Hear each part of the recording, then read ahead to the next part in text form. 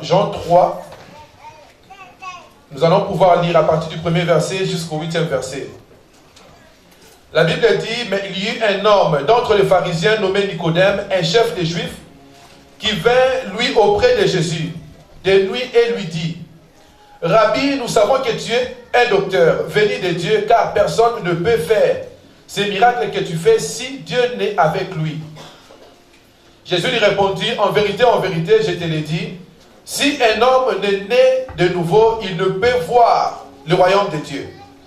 Nicodème lui dit, comment un homme peut-il naître quand il est vieux? Peut-il rentrer dans le sein de sa mère et naître?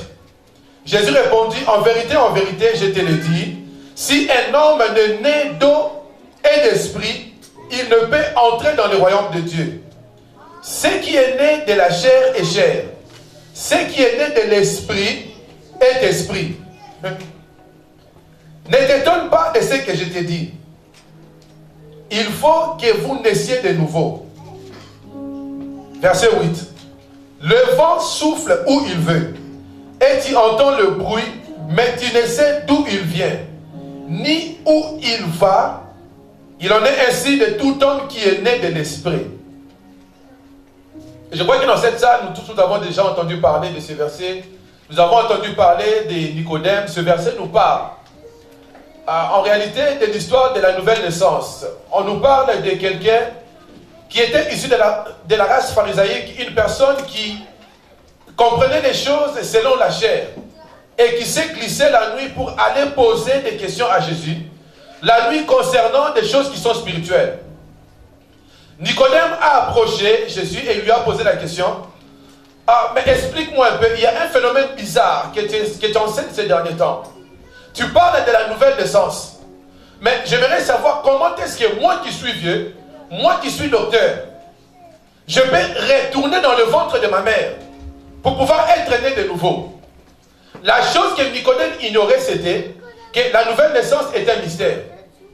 Mais lorsque nous descendons au verset 8, la Bible dit ceci. Le vent souffle où il veut, et tu entends le bruit, mais tu ne sais d'où il vient, ni où il va. Il en est ainsi de tout homme qui est né de l'esprit. Cet après-midi, j'ai intitulé mon message « Le mystère du vent ». Touche ton voisin, dis-lui qu'on va parler du mystère du vent. On va parler du mystère du vent. La chose que Nicodème ignorait, c'était que pour pouvoir naître de nouveau, il faut comprendre un mystère qui était caché derrière la nouvelle naissance. Jésus a commencé à dire que ce qui est charnel, on ne peut que le comprendre par la chair. Mais ce qui est spirituel, en réalité, bien aimé, c'est un mystère. Vous savez, le mot mystère, c'est un mot qui veut tout simplement dire quelque chose qui n'est pas compréhensible, quelque chose qui est inaccessible par rapport à la pensée humaine. La nouvelle naissance, c'était un mystère. Mais ce mystère-là était conditionné par rapport à un message clé que Jésus avait glissé à Nicodème. Il lui dit, écoute, lorsque le vent souffle, tu entends le bruit. Mais est-ce que tu sais d'où ce vent-là vient? Lorsque nous lisons la Bible, il est important de pouvoir aller au plus fond pour arriver à comprendre certaines choses. La Bible dit ceci, dans le livre de Genèse 1, que l'Esprit de Dieu se mouvait sur les eaux. Mais lorsqu'on dit l'Esprit de Dieu se mouvait sur les eaux, là aussi c'est encore un mystère. Parce que comment est-ce qu'un esprit peut se mouvoir sur les eaux?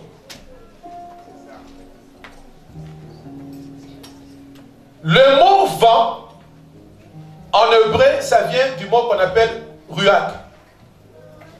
En grec, on parle de pneumatosos ou pneuma. Ce même mot-là vient de la même racine pour pouvoir justifier et expliquer le mot esprit, le mot souffle et le mot, je parlais d'esprit, souffle et vent. Lorsque la Bible dit que l'Esprit de Dieu se mouvait sur les eaux. Ça veut dire que le vent de Dieu s'est mouvé sur les eaux. On retrouve le mystère du vent dans le livre de la Genèse. Lorsqu'on ne saisit pas ce mystère, il est difficile de fois de pouvoir comprendre comment est-ce que l'Esprit de Dieu agit. Le vent, en fait, c'est quoi? Le vent, lorsqu'on essaie de regarder scientifiquement, on se rend compte que le vent, c'est une force transformatrice. Vous savez, pour ceux qui sont dans le domaine d'ingénierie, aujourd'hui, il y a plusieurs inventions qui sont disponibles. Et ces inventions-là permettent de pouvoir générer de l'électricité et de l'énergie à travers le vent. Et la Bible nous dit qu'au commencement, l'Esprit de Dieu s'est mouvé sur les eaux. Ça veut dire qu'avant que la création, avant que Dieu puisse commencer à déclarer de sa bouche, le vent devait tout d'abord souffler.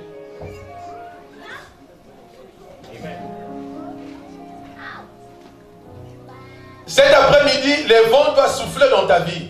Tu sais, bien-aimé, pour pouvoir entrer dans ta destinée, pour pouvoir entrer dans le surnaturel dans ta vie, tu as besoin de comprendre le mystère du vent. Parce que la nouvelle naissance, c'est une naissance qui est faite. La Bible dit que ceux qui sont nés de l'esprit, ça veut dire qu'en grec, on parle de pneuma. Ceux qui sont nés du vent. Ceux qui sont nés du souffle. C'est parce que le souffle, ce n'est pas quelque chose qu'un être humain peut contrôler. Le souffle, ce n'est pas quelque chose qu'un être humain peut disposer de sa propre force. Le souffle vient de la personne qui l'a créé. Ça veut dire que ta nouvelle naissance ne vient pas de tes efforts. Ta nouvelle naissance vient de la personne qui t'a créé.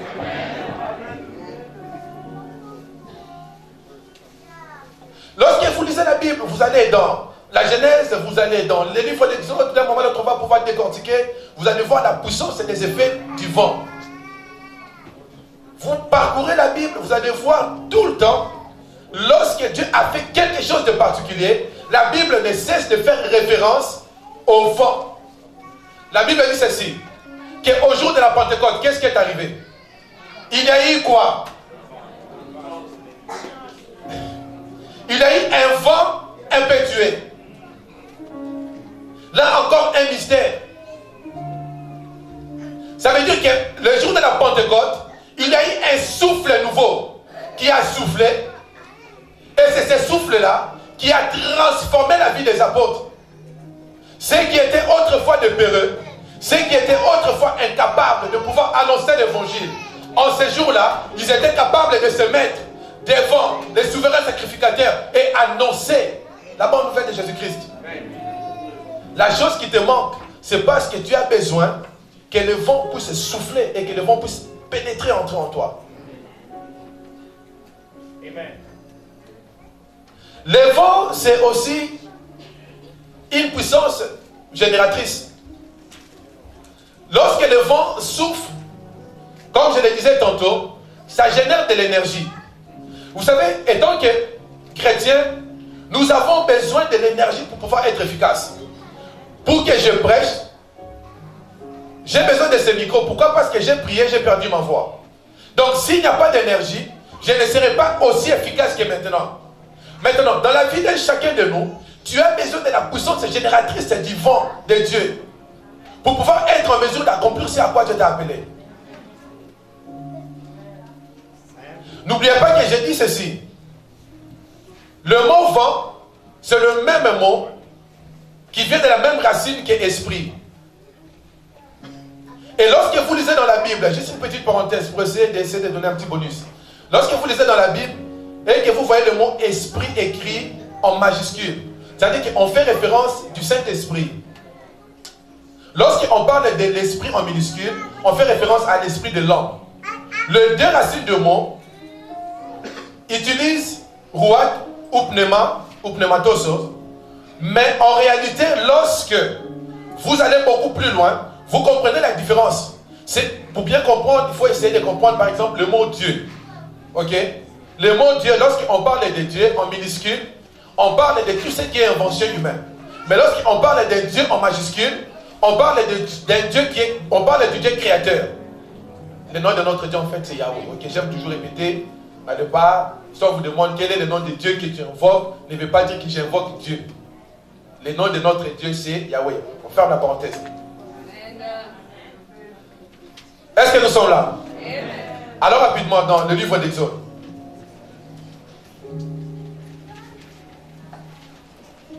On va aller dans le livre d'Exode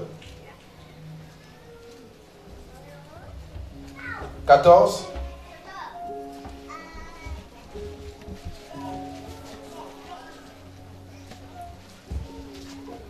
On va commencer à partir du 5e verset. À travers cette lecture, j'aimerais nous amener à pouvoir comprendre dans l'Ancien Testament les effets du vent et ce que le vent est capable de pouvoir produire dans la vie d'un homme. Ce que le vent est capable de pouvoir transformer dans la vie d'un homme. La Bible dit ceci au verset 5. On va lire jusqu'au verset 25. Une belle histoire que tous nous connaissons, l'histoire des pharaons et des enfants d'Israël. Verset 5. On annonça au roi d'Égypte que le peuple avait pris la fuite. Alors le cœur de Pharaon et celui de ses serviteurs firent changer à l'égard du peuple. Ils dirent: qu'avons-nous fait en laissant aller Israël, dont nous n'aurons plus les services? Et Pharaon attela son chef et il prit, c'est ça? Et Pharaon attela son char et il prit son peuple avec lui. Il prit 600 chars d'élite et tous les chars de l'Égypte. Il y avait surtout des combattants. L'Éternel endurcit le cœur de Pharaon, roi d'Égypte, et Pharaon poursuivit les enfants d'Israël. Les enfants d'Israël étaient sortis la main levée. Les Égyptiens le poursuivirent. Et tous les chevaux, les chars de Pharaon, ses cavaliers et son armée, les atteignirent campés près de la mer vers Pi-Hahiroth, vis-à-vis de Baal-Tzephon. Pharaon approchait les enfants d'Israël, levèrent les yeux, et il eut, ok, laissez-moi voir, je crois que je me suis perdu. Les enfants d'Israël, verset 10, Pharaon approchait, les enfants d'Israël levèrent les yeux, et voici les Égyptiens étaient en marche derrière eux. Les enfants d'Israël eurent une grande frayeur et crièrent à l'Éternel. Ils dirent à Moïse: il n'y avait pas de sépulcre en Égypte sans qu'il fût besoin de nous mener mourir au désert. Que nous as-tu fait en nous faisant sortir d'Égypte? N'est-ce pas là ce que nous te disions en Égypte?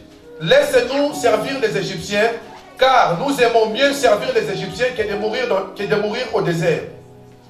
Moïse répondit au peuple: ne craignez rien, restez en place et regardez la délivrance que l'Éternel vous accordera en ces jours. Car les Égyptiens que vous voyez aujourd'hui, vous ne les verrez plus jamais.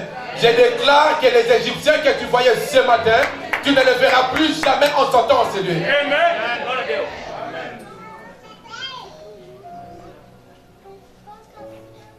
L'Éternel combattra pour vous. Mais votre part, gardez silence. L'Éternel dit à Moïse: pourquoi ces cris? Parle aux enfants d'Israël et qu'ils marchent. Toi, lève ta verge et tends ta main sur la mer et fonds-la, et les enfants d'Israël entreront au milieu de la mer à sec. Et moi, je vais endurcir le cœur des Égyptiens pour qu'ils y entrent. Après eux, et Pharaon et toute son armée, ses chars et ses cavaliers feront éclater ma gloire. Cet après-midi, j'aimerais annoncer à quelqu'un que l'Esprit de Dieu qui est en ces lieux va pouvoir glorifier le nom de Jésus.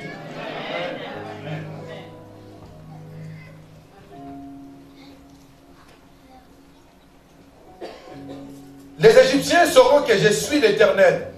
Quand Pharaon, ses chars et ses cavaliers auront fait éclater ma gloire, l'ange de Dieu qui allait devant les camps d'Israël partit et alla derrière eux, et la colonne de nuée qui les précédait partit et s'éteint derrière eux. Elle se plaça entre les camps des Égyptiens et les camps d'Israël. Cette nuée était ténébreuse d'un côté, et de l'autre, elle éclairait la nuit. Et les deux camps n'approchèrent point l'un de l'autre pendant toute la nuit. Moïse étendit sa main sur la mer. Et l'Éternel refoula la mer par un vent d'Orient. Moïse étendit sa main. Dans la pensée hébraïque, lorsqu'on parle d'étendre sa main, ça veut dire que Moïse invoqua Dieu. Moïse adorait Dieu. Moïse a reconnu que sa victoire ne venait pas de lui, mais sa victoire venait de celui qui était au-dessus. Amen. Et l'Éternel refoula la mer par un vent d'Orient qui souffla avec impétuosité toute la nuit. Il mit la mer à sec et les eaux se fondirent. Les enfants d'Israël entrèrent au milieu de la mer à sec et les eaux formaient comme une muraille à leur droite et à leur gauche. Les Égyptiens les poursuivirent et tous les chevaux de Pharaon, ses chars et ses cavaliers entrèrent après eux au milieu de la mer. À la veille du matin, l'Éternel, de la colonne du feu et des nuées, regarda les camps des Égyptiens et mit en désordre les camps des Égyptiens. Il ôta les roues de leurs chars et rendit la marche difficile. Les Égyptiens dirent: alors, fouillons devant Israël, car l'Éternel combat pour lui contre nous. L'Éternel ôta les roues de leurs chars. Cet après-midi, j'aimerais annoncer à quelqu'un que l'Éternel est en train d'ôter les chars, est en train d'ôter les roues des chars de ceux qui te poursuivaient. Amen. Si ce sont les finances, si c'est la pauvreté qui t'étouffait, j'aimerais t'annoncer, bien-aimé, que le Dieu que nous servons ici à la Nouvelle Alliance est en train de t'annoncer que cet après-midi, les roues de la pauvreté vont pouvoir te libérer. Amen. Voyons rapidement. Cet effet des changements qui arrivent lorsque le vent souffle. Le passage que nous venons de lire, comme vous le savez, je n'ai pas besoin de commenter par rapport à cela. Je crois que c'est assez explicite, ça nous parle de l'histoire, avec beaucoup de détails de ce qui s'est passé. Les enfants d'Israël, lorsqu'ils sont sortis de l'Égypte, ils étaient contents. Mais en plein chemin, lorsqu'ils ont regardé en arrière, ils se sont rendus compte que Pharaon et ses chars le poursuivaient. La peur, la mort étaient devant eux. Ils ne croyaient plus à leur existence. De l'autre côté, il y avait Pharaon, et devant eux, il y avait la mer. Cet après-midi, j'aimerais encourager quelqu'un. Tu es peut-être en ce lieu. Lorsque tu regardes devant toi, c'est un problème. Tu regardes devant toi, c'est un problème. Laisse-moi te dire que tu as tout simplement besoin que le vent souffle cet après-midi. Amen. Tu peux être en ce lieu et tu souffres de la stérilité. Le médecin t'a donné tout genre de comprimés. Tu ne cesses de les prendre et il n'y a pas de solution. En même temps, tu t'endettes, en même temps, tu es épousé. J'aimerais t'annoncer que le Dieu de fertilité que je sers en ce lieu t'annonce qu'il est en train de briser les roues de l'infertilité dans ta vie. Si tu crois la parole prophétique, c'est celui-là. Ne croyez pas que lorsque nous prêche de la foi, Dieu va sortir ici avec un gros boubou comme moi, commencer à vous dire que non, voici maintenant je suis beau, commencer à croire. Non. C'est tel que nous déclarons comme ça, si tu le crois et tu l'appliques dans ta vie, que tu vois les effets. La première des choses qui arrive, lorsque le vent souffle, lorsque nous lisons ces textes, nous nous rendons compte qu'il y a un chemin qui se fraye là où il n'y avait pas de chemin. Les enfants d'Israël s'étaient retrouvés devant une situation. Il n'y avait plus de chemin. Il n'y avait plus de route. Ils ne pouvaient ni courir, ni à gauche, ni à droite. Mais il y a eu un homme qui s'appelait Moïse, qui savait que la chose qui pouvait décompter cette situation, ce n'était pas la force humaine. Ce n'était pas la puissance humaine. Mais c'était l'Éternel des armées. Le Dieu d'Israël qui était capable de pouvoir refouler la mer. Mais écoutez, Jésus dit ceci aux disciples dans le livre des Actes, que vous recevrez une puissance le Saint-Esprit survenant en vous, autrement dit, lorsque vous serez baptisé du Saint-Esprit, lorsque vous serez revêtu de la gloire du Saint-Esprit, vous serez mes témoins. Comment est-ce que vous pouvez expliquer qu'un simple vent, parce que même l'ouragan ne peut pas diviser la mer. C'est seulement la puissance du Saint-Esprit qui est capable de pouvoir agir à travers la nature. Parce que l'Esprit de Dieu, c'est lui qui possède la nature et c'est lui qui a créé la nature. Dieu a créé ce monde par sa parole. Ça veut dire que Dieu a soufflé, Dieu a parlé et il a vu. Amen. Le vent a soufflé et la mer s'est divisée. Le peuple qui était dans la débandade, le peuple qui était désespéré, ils se sont retrouvés avec un chemin qui était tracé. Et ce chemin-là leur permettait désormais de pouvoir traverser. Bien-aimé, je viens t'annoncer cet après-midi qu'il y a un chemin qui est en train de se tracer dans ta vie. La difficulté que tu as, le problème que tu as, le besoin que tu as, crois que le Dieu que tu es venu adorer en ce lieu est capable et il est en train de souffler un vent nouveau afin qu'un chemin puisse s'effrayer.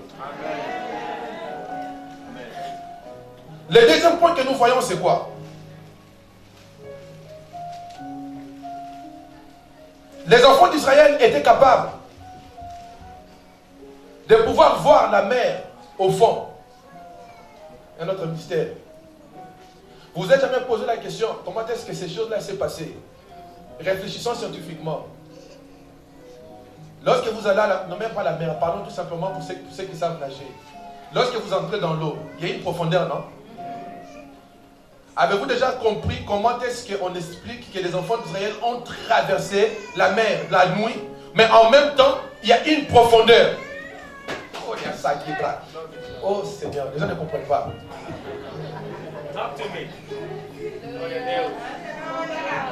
Il y a la profondeur, mais ils étaient capables de descendre, de remonter en une nuit et de traverser. Lorsque le vent souffle dans ta vie, il y a des choses qui étaient cachées. Dans le fin fond, il y a des malédictions, il y a des problèmes qui étaient cachés dans le fin fond, que l'Esprit de Dieu vient et te les révèle. C'est parce que tu ne peux pas entrer dans ta destinée lorsque tu es toujours tiraillé par rapport à ton passé.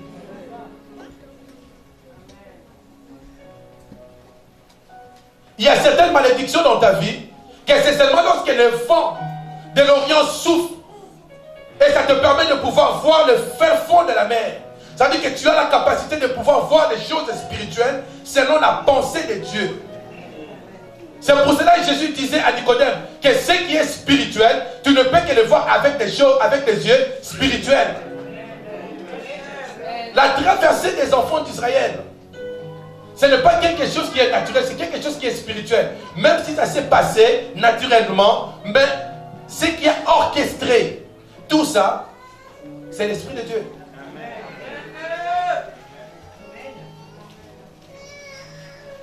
Je vais pouvoir vous les démontrer plus tard. Laissez-moi vous les démontrer. On va pouvoir lire rapidement. Psaume 74, 13. La Bible dit ceci. On va lire jusqu'au verset 15. C'est toi qui as fendu la mer par ta puissance. C'est toi qui as brisé les crânes de monstres sur les eaux. Toi qui as fracassé les têtes du grand dragon marin et qui l'a donné en pâture aux requins de la mer. Toi qui as fait jaillir des sources des eaux en torrent. Toi qui as desséché les lits de fleuves permanents.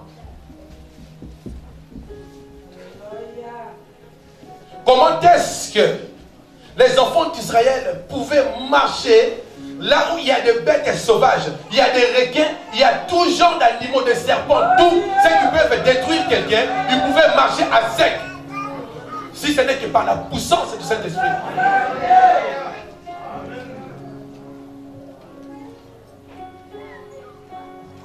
Troisième point.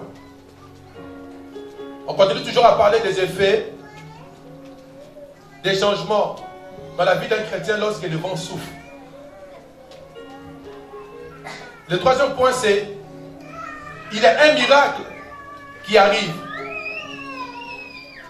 Le problème qui affectait les enfants d'Israël durant 400 ans s'est résolu en une seule journée.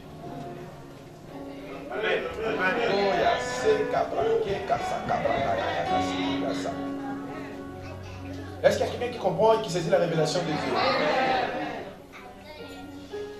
Ça a pris au-delà de 400 ans de servitude. Mais ça a pris une nuit de miracle pour que la destinée de toute une nation puisse être transformée. La situation que tu as, si tu crois de tout ton cœur, cet après-midi, Dieu est capable de pouvoir changer cette situation-là.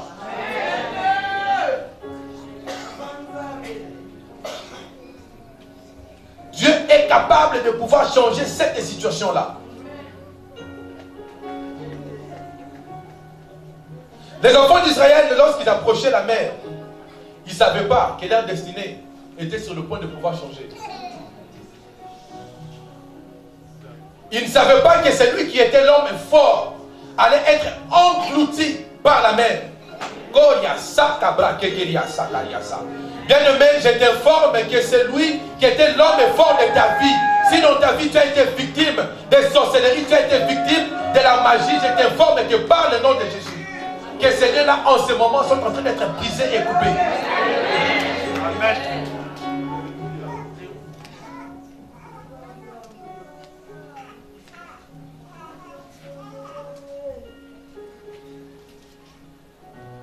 Le quatrième point. Lorsque le vent de l'Orient souffle,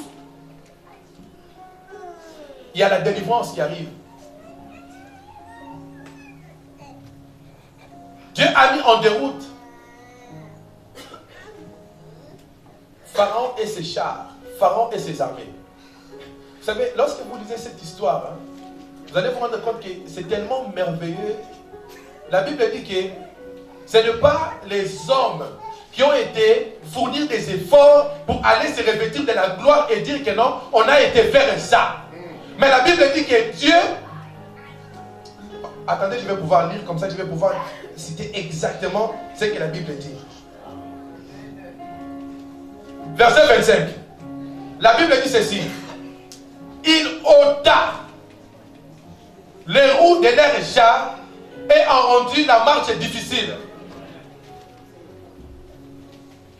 Il ôta. Ce n'est pas un homme. Parce que Moïse et les enfants d'Israël étaient en train de fuir. Mais ils ne savaient pas qu'il y avait un Dieu. Ils ne savaient pas qu'il y avait un Dieu qui opère avec l'armée céleste. Il y a le ministère des anges cet après-midi qui est en train d'enlever les roues de toutes les personnes qui ont mis sur votre chemin des choses pour pouvoir vous empêcher d'entrer dans votre destinée. Nouvelle que le sang de Jésus est disponible présentement. Tu n'as qu'à commencer à faire appel à ce sang-là au moment où je parle, avant que nous puissions entrer dans la profondeur de la prière, afin que tu puisses être disponible, disposé pour pouvoir laisser le vent souffler dans ta vie. La troisième des choses, tu as besoin de croire. Moïse a vu le vent souffler. Moïse a vu le miracle. C'est parce qu'il savait en qui il mettait sa confiance. Amen. Là où les gens voyaient l'impossibilité, Moïse voyait la possibilité. C'est ça la vie chrétienne. La vie chrétienne nous amène à vivre dans le surnaturel. Le surnaturel nous déconnecte de la raison. Amen.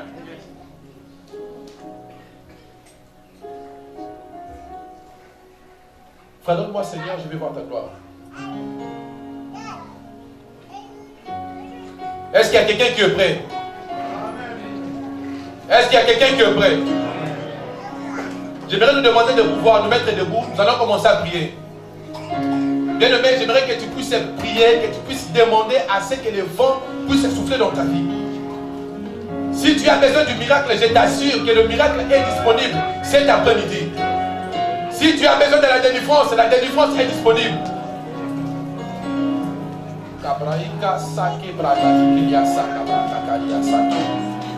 Kebra de kose kebraya koria sakabra. Ya sakebra nakakaria se kebra de koria se.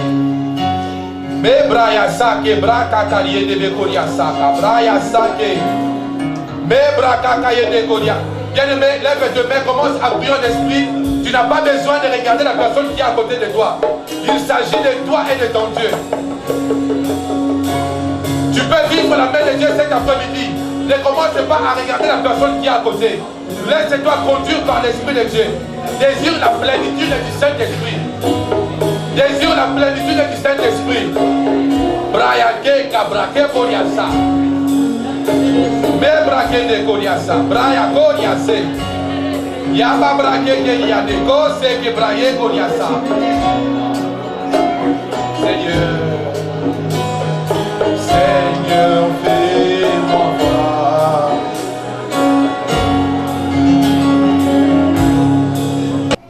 Jusqu'à quand tu vas continuer avec le chômage, bien-aimé? Il y a des choses que nous avons rendues normales qui sont anormales. Moi maintenant je commence à aimer l'évangile de la prospérité. Je ne veux plus cet évangile. Oh non, oh, on est pasteur, je ne veux pas. Non, lorsque des fois j'aurai l'opportunité, je vais nous parler de l'argent ici avec joie. Amen. Non, non, vous savez, des fois Dieu nous ouvre les yeux, on se rend compte que non, on se maudit nous-mêmes avec des prétextes. Oh non, est-ce que Paul n'avait pas quelque chose derrière le dos? Et, oh, Paul c'était un homme d'affaires. Oui. Si Paul n'avait pas d'argent, il ne pouvait pas supporter durant toute sa vie son ministère. Oui. Premièrement, Paul était issu d'une famille riche. Parce que pour avoir la nationalité grecque, la nationalité romaine, tu devais être issu d'une bonne famille. Non, c'est fini, frère. Oh non, ah, nous sommes seulement chrétiens, prions, c'est ma frère. On prie, on a l'argent. Amen. Écoutez, si on a l'argent dans cette église, au lieu que tout le temps le pasteur, au lieu qu'on prie, on est tout le temps là. Bien aimé, nous avons des déficits. Bien aimé, toutes ces minutes-là, on peut déclarer des paroles prophétiques sur vous et les choses changent.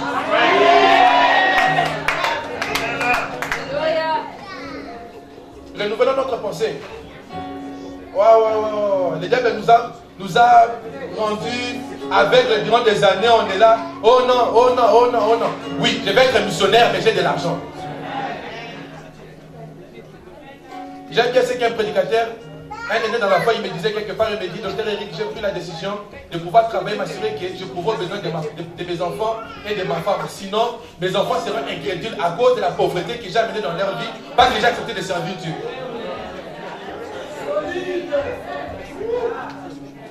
Et moi, je ne veux plus de cela. Que ce soit avec mes enfants, mes arrière-enfants, pas de pauvreté, pas de manque. On prêche la prospérité. Écoutez, l'évangile de la prospérité n'est pas mauvais. C'est l'évangile de la manipulation de la prospérité qui est mauvais. Tu as besoin d'être délivré dans le domaine des finances. Tu ne peux pas être là, tu as 3-5 diplômes. Toi, lorsque tu envoies tes résumés, on te rejette toujours. Mais il y a d'autres personnes qui ne savent pas parler ni l'anglais, ni le français. Mais ils vont là-bas, ils obtiennent le boulot.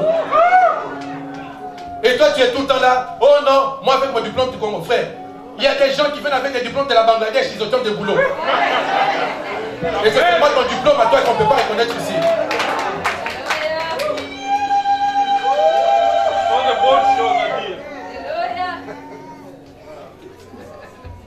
Nous devons renouveler notre pensée. Dans l'église, je déclare par le nom de Jésus que nous avons besoin de l'argent. Si nous voulons que les pasteurs prient beaucoup, nous avons besoin de l'argent pour le bénir. Parce que le moins qu'il a besoin de faire des calculs sur le spreadsheet d'Excel, maman, il va voir bien ça comment. Le plus de temps il a pour pouvoir lire la Bible et prier. Lorsqu'il n'a pas ce temps-là, il va passer tout son temps, tout le temps sur la feuille d'Excel. 10, 20, déficit ici, moins. Et vous comprenez? Oui. Ouais. Le vent a soufflé dans le domaine des finances dans cette église. Si tu aimes devenir millionnaire, va sur Facebook et clique je serai millionnaire. Si quelqu'un te demande qui a dit ça, ok, moi je te donne mon nom, va dire qu'il y a un pasteur à la Nouvelle Alliance qui lui, il déclare des gens millionnaires. Si on va m'appeler fou, au moins je sais, comme Moïse avait dit, de garder silence. C'est juste une question de quoi? De temps.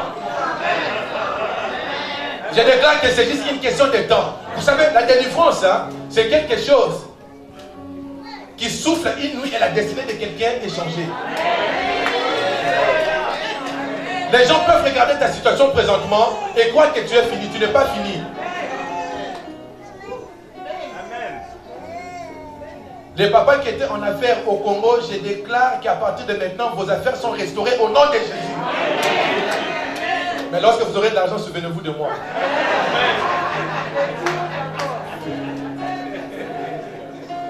Le cinquième point. Lorsque le vent souffle, la vie est prolongée. Vous savez, les enfants d'Israël, lorsqu'ils étaient sortis, la Bible dit qu'ils étaient sortis avec le main levée. Mais lorsqu'ils ont appris que Pharaon et ses chars étaient derrière eux, directement, ils ont vu la mort. Le vent a pour objectif de pouvoir arrêter toutes les morts prématurées dans ta vie. Écoutez.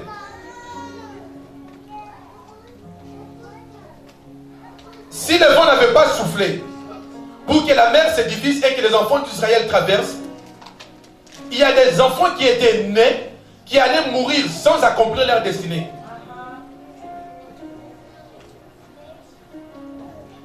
Il a fallu que le vent puisse souffler afin que les enfants d'Israël puissent se rendre compte qu'il y a encore la vie. C'est pour cela que nous avons des cantiques tels que non, je ne mourrai pas, je vivrai. Je raconte, vous voyez que cette chanson-là, c'est la sœur qui a... Non, ça vient de la parole de Dieu. J'ai oublié le psaume, c'est quelque part dans un psaume, j'ai oublié. Bon, bref, c'est dans la Bible. Combien? Ok, je n'ai pas bien entendu, mais vous connaissez très bien, merci beaucoup. Il y a des gens dont la destinée a été complètement détruite. Tout dans ta vie se termine d'une manière prématurée. Tu commences quelque chose. Là où les gens font 10 pas, toi, à peine que tu as fait un pas, tout s'arrête.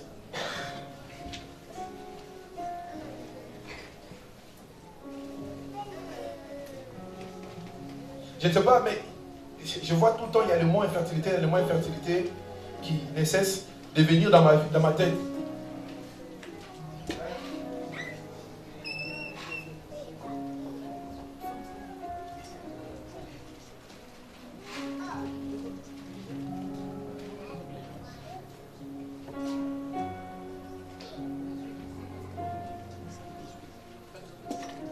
Le mot infertilité ne cesse de venir dans ma tête. Le mot infertilité, ça ne cesse de revenir,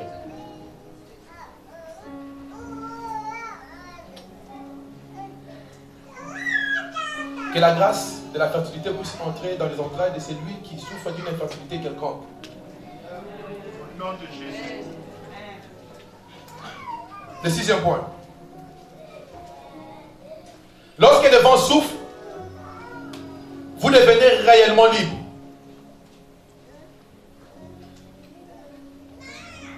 Les enfants d'Israël ne pouvaient pas jouir de leur liberté durant 400 ans.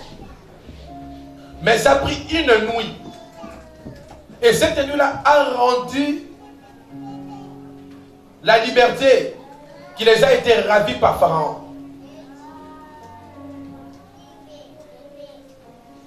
Cette nuit-là a été la nuit qui a changé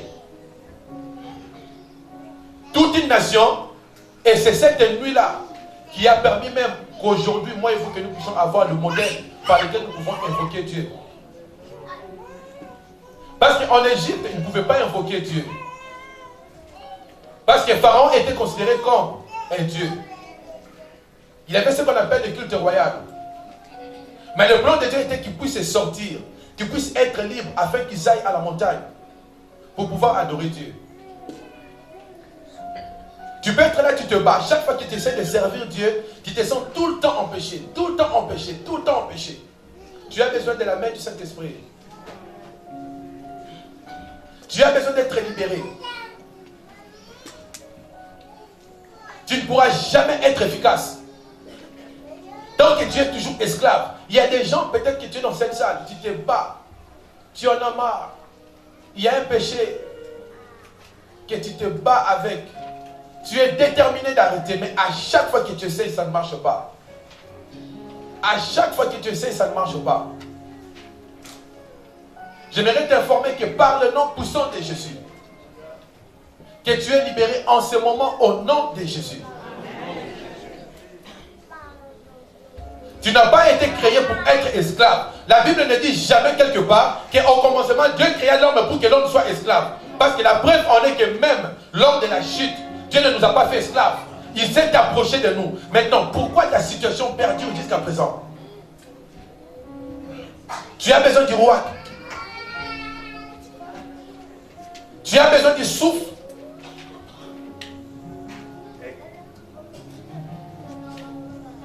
Le 7e point avant de conclure, parce que nous allons sérieusement prier. Ok? Le 7e point, je vous ai promis 7, je n'ai pas voulu rentrer avec aucun point. Je suis content que je suis arrivé au 7e. Le 7e, c'est lorsque le vent souffle, il y a un cantique nouveau. Je répète que lorsque le vent souffle dans ta vie, il y a un cantique nouveau. Vous savez, une personne qui est remplie de la présence du Saint-Esprit, cette personne-là a toujours un cantique nouveau. Parce que la personne essaie de se souvenir de ce que Dieu a fait pour lui. La raison pour laquelle tu n'as pas un cantique nouveau, c'est parce que le vent n'a pas encore soufflé dans ta vie. Tu es encore esclave. Tu as besoin d'être délivré. Il n'y a pas un chemin qui s'est effrayé à sec. Le chemin n'était pas un chemin rempli de boue. Parce que s'il y avait la boue, les enfants d'Israël ne pouvaient pas traverser. Parce que là où il y a la boue allait les engloutir. Mais la Bible dit qu'ils ont traversé à sec. À sec. Tu as besoin de la traverser à sec afin que tu chantes un cantique nouveau. Lorsque vous lisez au verset 15 de l'Exode, vous allez vous rendre compte qu'après que les enfants d'Israël soient sortis, qu'est-ce qu'ils ont fait? Ils ont commencé à louer Dieu. Ils ont commencé à exaucer, à élever Dieu, à déclarer ses bienfaits. Vous savez, bien aimé, vous pouvez être dans l'église et ne pas avoir de vie. Allons dans Zacharie, pardon, dans Ézéchiel 37.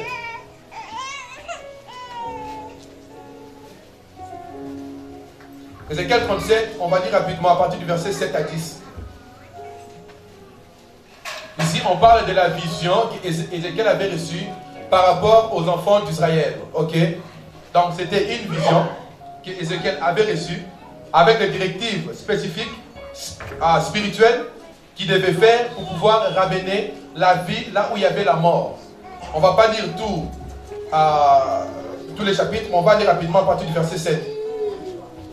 La Bible dit ceci: j'ai prophétisé selon l'ordre que j'avais reçu, et comme je prophétisais, il y eut un bruit, et voici, il se fit un mouvement.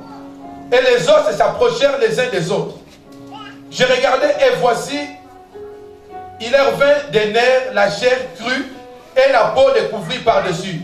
Ça veut dire que ça, dans un contexte spirituel, ça parle d'être dans l'église et vivre dans les apparences.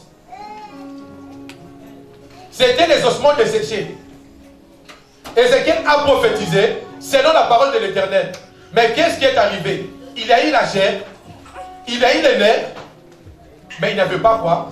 Disons. La chair crue et la peau découvrit par-dessus l'apparence.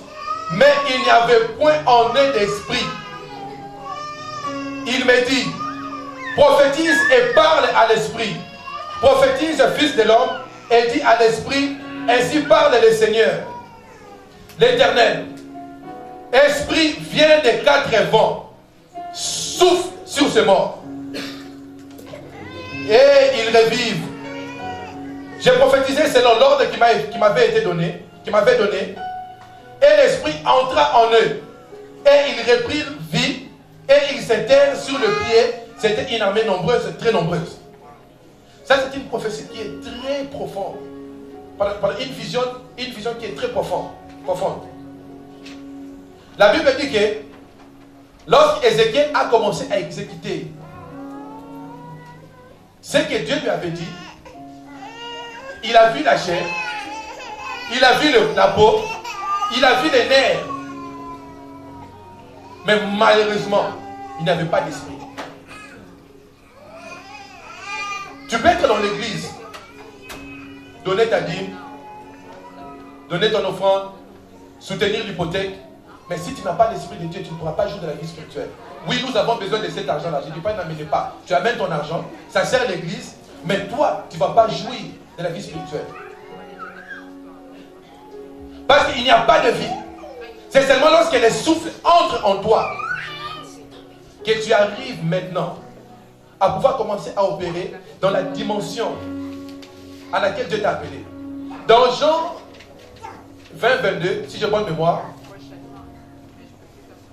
après la mort de Jésus, lorsqu'il a été ressuscité, la Bible quelque part nous dit que Jésus souffla sur ses disciples et il leur dit: recevez le Saint-Esprit.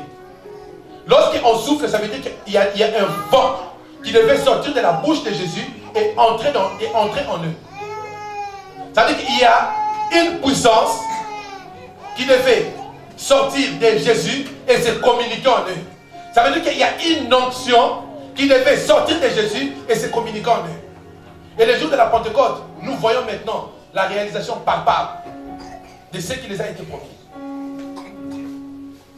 Ma question cet après-midi est: est-ce que le vent a déjà soufflé dans ta vie?